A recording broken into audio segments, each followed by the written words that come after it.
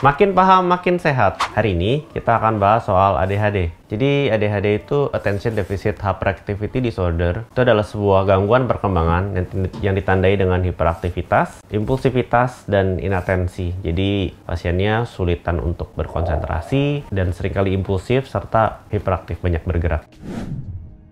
Apa yang dirasakan penderita ADHD? Mungkin gini ya, kita harus ingat lagi yang namanya ADHD itu suatu gangguan perkembangan. Jadi ketika kita bilang apa yang dirasakan, ya itu dari kecil, itulah yang dia rasakan. Dari kecil sampai dia dewasa. Nggak mungkin kan kita jelasin tentang kehidupan seseorang, terus kita nanya rasanya hidup kayak dia seperti apa sih gitu. Karena itu kan kehidupan dari kecil yang dia rasakan gitu.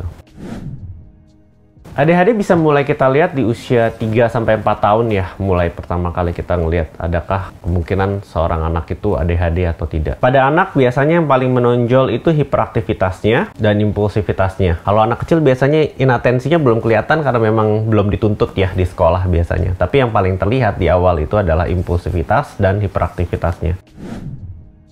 Gejala ADHD itu kalau untuk di dewasa kita harus hati-hati karena sebenarnya gini, kita harus ngomongin dulu mungkin dari penyebab ADHD-nya dulu ya. ADHD itu penyebabnya ada gangguan di prefrontal cortex, ada di dorsolateral prefrontal cortex, ada di orbitofrontal cortex. Jadi ada beberapa bagian, tapi yang paling jadi main problem kita ada di dorsolateral prefrontal cortex sama prefrontal cortex. Itu dua daerah otak yang fungsinya paling banyak di konsentrasi dan kognitif. Masalahnya ada banyak sekali gangguan psikiatri yang mempengaruhi dorsolateral prefrontal cortex. Jadi seperti contohnya schizofren, bipolar, borderline personality disorder, terus ada lagi gangguan kepribadian lainnya, dan itu ada banyak yang bersilangan mempengaruhi daerah itu. Jadi seringkali pasien dewasa, terutama waktu pas ADHD lagi rame-ramenya, banyak yang merasa ketika konsentrasinya sulit, mereka menganggap dirinya ADHD. Padahal kita harus lihat dulu, karena kalau memang gangguan konsentrasinya itu disebabkan oleh anxiety misalnya, kecemasan, atau depresi, tentu itu kita nggak bisa bilang sebagai ADHD. Karena ADHD balik lagi, dia gangguan neurodevelopmental. Jadi dia memang gangguan perkembangan dan harus terjadi dari masa kecil gitu. Dan itu pun dari masa kecil kita harus lihat lagi ya,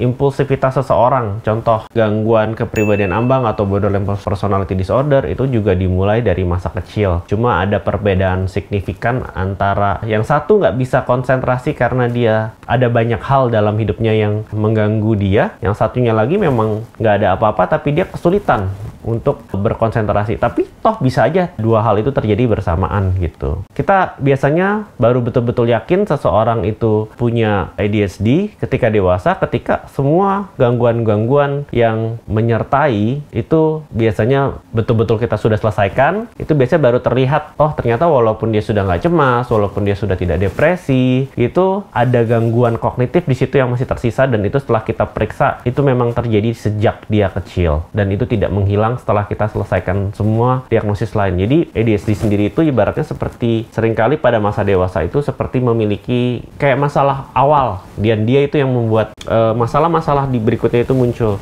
diagnosis lainnya, gangguan mental lainnya itu keluar, dan itu yang membuat seringkali bias orang fokusnya di ADHD-nya gitu loh. Sementara pasien-pasien ADHD sendiri terutama dari kecil itu biasanya pada masa dewasa itu punya komorbid yang banyak. Sulit buat kita untuk menentukan apakah gangguan kognitif ini disebabkan oleh diagnosis lainnya atau memang karena memang ada ADHD-nya gitu. ADHD itu sendiri kan lifelong problem ya. Jadi mungkin bukan penanganan ya, tapi bagaimana kita bisa menjalani hidup dengan ADHD. Seringkali ADHD itu pada masa dewasa ada banyak komorbiditasnya, terutama gangguan kepribadian, terutama depresi, cemas. Ada penelitian yang menunjukkan bahkan seorang anak dengan ADHD punya risiko untuk menjadi gangguan kepribadian ambang 10 kali lipat daripada anak lainnya. Jadi risiko gangguan jiwa penyerta pada anak-anak ADHD pada masa dewasanya itu memang lebih besar ketika dalam perkembangannya tidak kita perhatikan dengan baik. Jadi itu sekilas tentang ADHD. Makin paham, makin sehat.